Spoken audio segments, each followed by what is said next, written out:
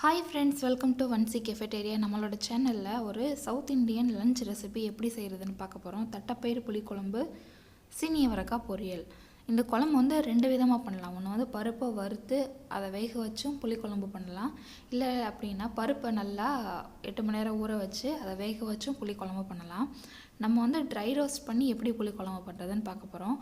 பருப்பை நான் எடுத்திருக்கேன். அந்த கப்பில் 1 கப் அளவு தட்டைப்பயிறு எடுத்திருக்கேன். அதை வந்து பேன் ஹீட் பண்ணிவிட்டு அந்த பருப்பை போட்டு ட்ரை ரோஸ்ட் பண்ணிகிட்ருக்கேன். பருப்பு வந்து லைட்டாக ப்ரௌன் கலர் சேஞ்ச் ஆனால் போதும். அது வரைக்கும் ட்ரை ரோஸ்ட் பண்ணால் போதும். ட்ரை ரோஸ்ட் ஆகும், அதில் தண்ணி சேர்த்து அதை வேக வைக்க போகிறோம். நம்ம பருப்பு வெந்துட்டுருக்கப்போ பருப்புக்கு தேவையான அந்த தேங்காய், தக்காளி, அடுத்து அந்த புளி ஊற வைக்கிறது, அடுத்து பொரியலுக்கு தேவையான காய் கட் பண்ணுறது, அதெல்லாம் பண்ணிக்கலாம். பருப்பு லைட்டாக ப்ரௌன் கலர் சேஞ்ச் ஆயிடுச்சு. இந்த டைமில் பருப்புக்கு தேவையான அளவு தண்ணி சேர்த்து பருப்பை வந்து வேக வச்சுருங்க. அரை பாகத்துலேருந்து 3/4 பாகம் வரைக்கும் அந்த பருப்பு வெந்தால் போதும். ஏன்னா திருப்பி குழம்பு பண்ணுறப்ப பருப்பு சேர்த்து வேக வைப்போம், அதில் கொஞ்சம் வெந்துடும். அதனால் அரை பாகத்துலேருந்து 3/4 பாகம் வேகிற அளவுக்கு பருப்பு வெந்தால் போதும்.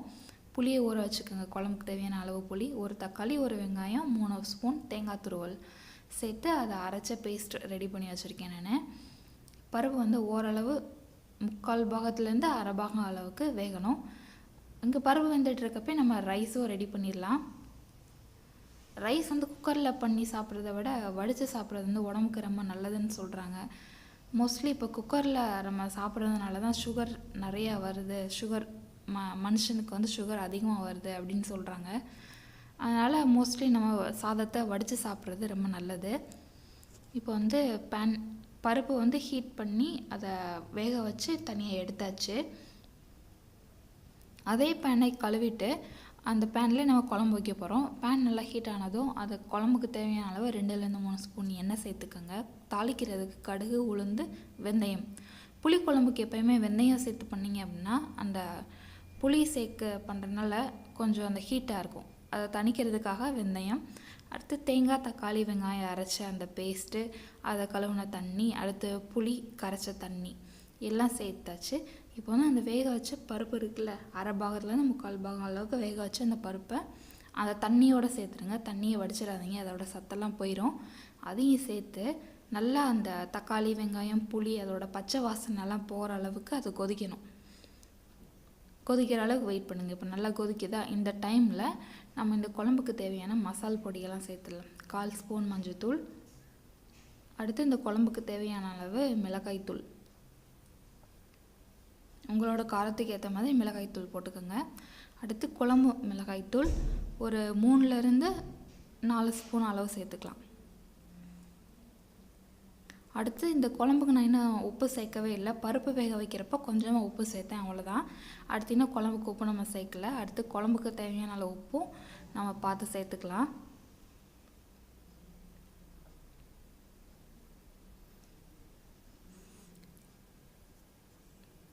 உப்பு போட்டுட்ருக்கோம் குழம்புக்கு. உங்களுக்கு வந்து குழம்பு வந்து ரொம்ப தண்ணியாக சாப்பிட பிடிக்கும் அப்படின்னா அதுக்கேற்ற மாதிரி தண்ணி சேர்த்து கொதிக்க வச்சுக்கோங்க. கொஞ்சம் திக்காக பேஸ்ட் மாதிரி வேணும்னா அதுக்கேற்ற மாதிரி பண்ணிக்கோங்க. இப்போ வந்து காயை நம்ம பொரிச்சிடலாம். காயை வேக வச்சும் தாளிக்கலாம், தாளிச்சிட்டும் வேக வைக்கலாம். 2 விதமாக பண்ணலாம். நம்ம வந்து இப்போ தாளிச்சிட்டு அதை வேக வைக்க போகிறோம். பேன் ஹீட் பண்ணி எண்ணெய் ஊற்றி கடுகு, உளுந்து, கருவேப்பிலை, மிளகாய் வத்தல் சேர்த்து தாளிச்சாச்சு. இப்போ வந்து நம்ம கட் பண்ணி வச்சுருக்க சீனி அவரைக்காய் சின்ன சின்னதாக கட் பண்ணுங்கள். குட்டி குட்டியாக கட் பண்ணியிருந்தால் அது குழந்தைங்களுக்கு ரொம்ப பிடிக்கும். தாளித்து வச்சு இப்போ வந்து நம்ம கட் பண்ணி வச்சுருக்க சீனி அவரைக்காயை அதில் சேர்த்து லைட்டாக வதக்கிட்டு காய் மூழ்கிற அளவு தண்ணி சேர்த்தா போதும். ரொம்ப தண்ணி சேர்க்காதீங்க காய் வேக வைக்கிறதுக்கு. மேக்ஸிமம் பொரியல், கூட்டு இந்த மாதிரிலாம் சாப்பிட்றப்ப 3/4 பாகம் அல்லது அரை பாகம் வெந்த காய்கறிகள் வந்து சாப்பிட்றது வந்து நமக்கு உடம்புக்கு ரொம்ப நல்லது. லைட்டாக காய் மூழ்கிற அளவு தண்ணி சேர்த்தா போதும். லைட்டாக அது தண்ணி நல்லா கொதிச்சு வரும்ல, அந்த டைமில் அந்த காய்க்கு தேவையான உப்பு சேர்த்துக்கோங்க.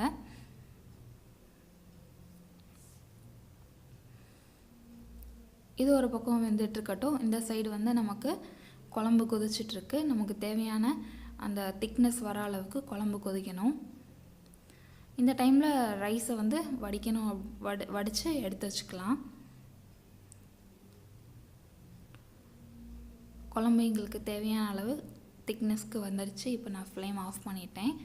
இப்போ காயும் வெந்துடுச்சு. வெந்த பின்னாடி அதில் வந்து 3லேருந்து 4 ஸ்பூன் தேங்காய் துருவல் சேர்த்துருக்கேன். சீனி அவரைக்காய் வந்து லைட்டாக கசக்கும். அதனால நீங்கள் வந்து தேங்காய் கொஞ்சம் அதிகமாக சேர்த்துட்டீங்க அப்படின்னா அந்த கசப்பு தெரியாது. காய்க்கு இப்போ வந்து உப்பு செக் பண்ணேன், உப்பு பத்தலைனால கொஞ்சம் உப்பு சேர்த்து நான் மிக்ஸ் பண்ணிகிட்ருக்கேன். நம்மளோட பொரியலும் ரெடி ஆயிடுச்சு.